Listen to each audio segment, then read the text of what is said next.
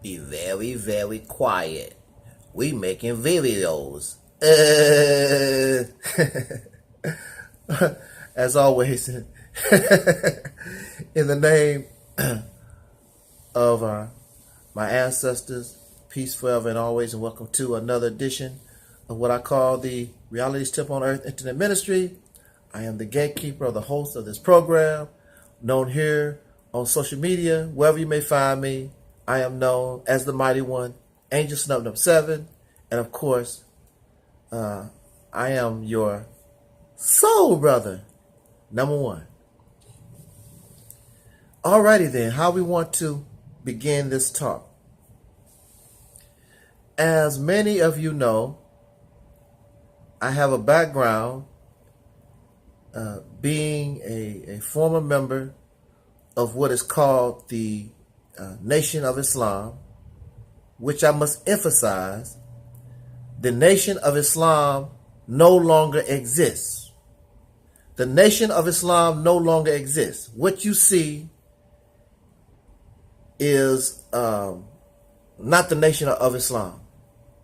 The Nation of Islam was dismantled a long time ago by Wallace D. Muhammad, Elijah Muhammad's son, and he dismantled it.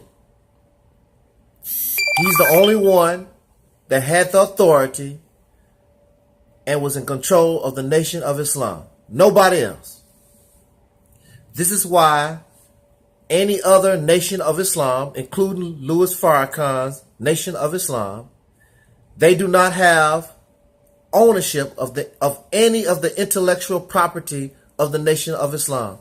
If I wanted to, I could start my own Nation of Islam. It's a public domain right now. The only one who had any authority was Wallace D. Muhammad. So any of these versions of Nation of Islam, they are just that's their crap, and they are just leeching off Elijah Muhammad. And Farrakhan, Eric Muhammad, Royal, Marvin, whoever, they are nothing but offshoots. And they have no, in fact, some of them, they don't even claim to be like the Nation of Islam. Louis Farrakhan is actually claiming like he is really, has resurrected the Nation of Islam, and he's not. What he's teaching is Farrakhanism. That's not Nation of Islam teaching. But most of you don't know what the Nation of Islam really was about. You don't know the teachings. And so, y'all go with it, and you don't want to know because he's the minister. He's so wonderful. I love him. That man don't give a damn about y'all. And you will learn that as time goes on. He don't give a damn about black folks. The only thing he cares about is his little clique, making sure his wife and children and half mulatto grandchildren and so forth, make sure they can eat. That's all he cares about. You can believe that. You may not like it. I don't give a damn, but I know. That's why I cut. That's why I got out of there. I saw that it was not what y'all think that it is, because I thought it was too. It's not. Well, I have that background. And I must say, really, I wouldn't change a thing. I learned a lot. It was a good experience. One thing that many of the brothers thought, just like myself, we thought that we were becoming part of a real military style organization. And I'm pretty sure all those brothers out there, they believe that when they joined the Nation of Islam, they joined the fruit of Islam, and they put on their uniforms and they go through the rituals of a military and all that type of stuff. They truly believe they are part of some type of military operation. No. I know for a fact there are brothers, and some of these brothers have been in the Caucasian people's military. They have skills. They can hurt you. They know what they're doing. They believe at some point they are going to be able to use their skills against an enemy. It's not going to happen. The Nation of Islam has had the fruit of Islam around for 80 years? They've done nothing militarily. Nothing militarily. Nothing, ever. Except when they decided to get together to kill Malcolm X. That's the only real military move the Nation of Islam, the fruit of Islam, has ever done, is to kill Malcolm X and some others that y'all probably really don't really know nothing about. Other black folks, other soul brothers and sisters. The Nation of Islam, the fruit of Islam, is part of a church. It's just like going to church. Every Sunday you put on your bow tie and your suit. Instead of a military exercise, don't you go to church?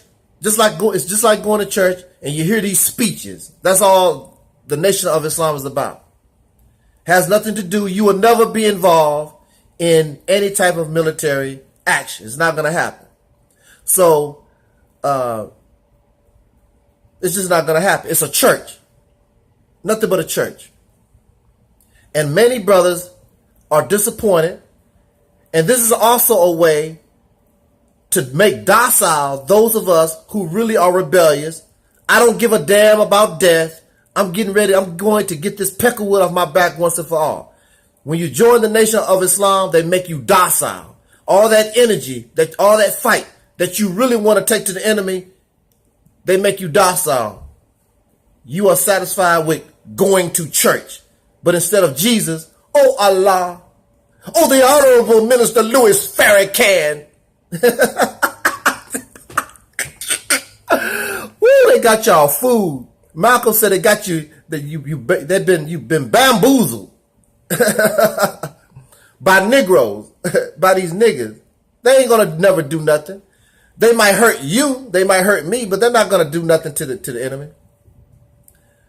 But to make a long story short on this video, the real black revolution begins. Because I want to start and tell you that military option is on the table. Now, you can go to Sinetta TV and you can go to Nature Boy, you can go to Young Farah and Sarah Sunseti, and they're not going to say that. Military action is an option. Military action is an option. It's not the beginning, but we're going to have that on the table because we're sick of being under this oppression.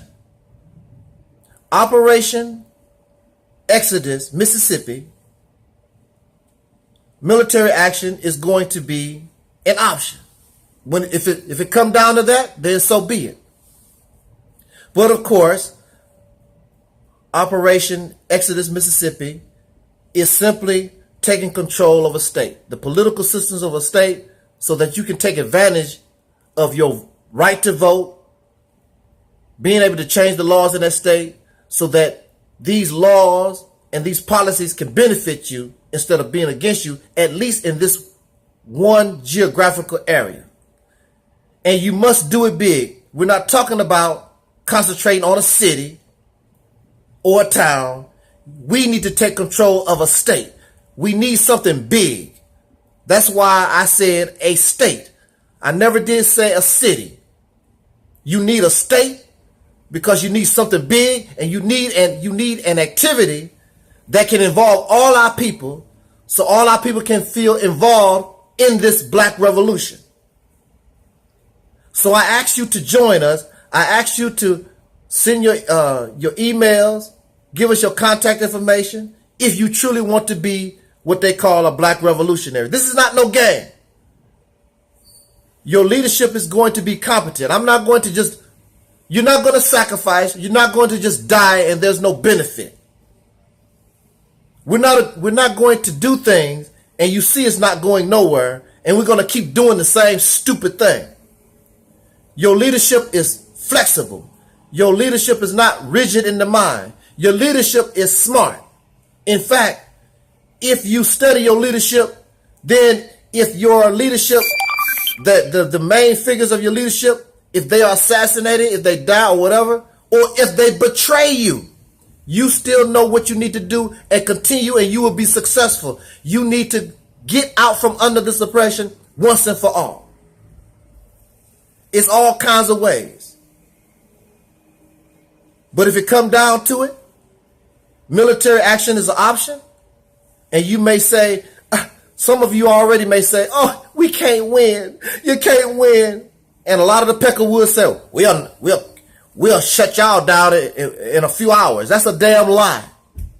That's a damn lie. Because you're going to do things they've never seen done before.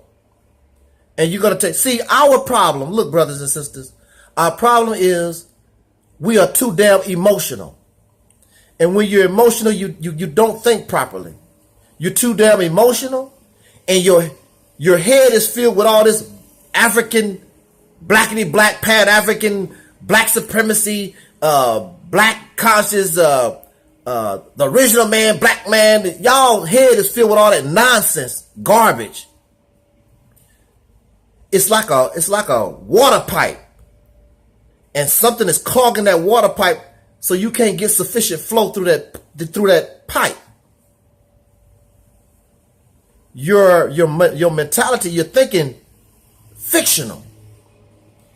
And you're not looking at this real. And you have no imagination. When you go to war, when you fight, the best fighters are creative. The best fighters have an imagination. The best fighters are flexible in thought. The best fighters are unorthodox. You have to bring something your enemy never seen before. Just because we said put military action on the table does not necessarily mean trying to get you a tank, an AK-47, and all this other stuff. That don't mean that you can win a war. Brothers and sisters, you and I, we are in a position we can win a war and don't have to do that. Now, mind you, this is still a war. And your enemy is vicious. He's going to kill you. See, that's what scares y'all too. He's going to kill you. So what? So what? You have to understand that you're not going to war. You're not doing this just for yourself. If we survive the war and we're able to enjoy the benefits of what we gain from that war, that's cool. But you must understand, you're going to war for your grandchildren. You're going to war for your great-grandchildren and all those babies and all our people in the future. That's why you're going to war, for what is in the best interest of our people in the future. Take control of your destiny. If you don't join Operation Exodus Mississippi, the only thing you want to come here is listen to me talk. I'm not about talk. If I'm about talk, I need to shut this channel down. We're not talking about talk. I can't do this by myself.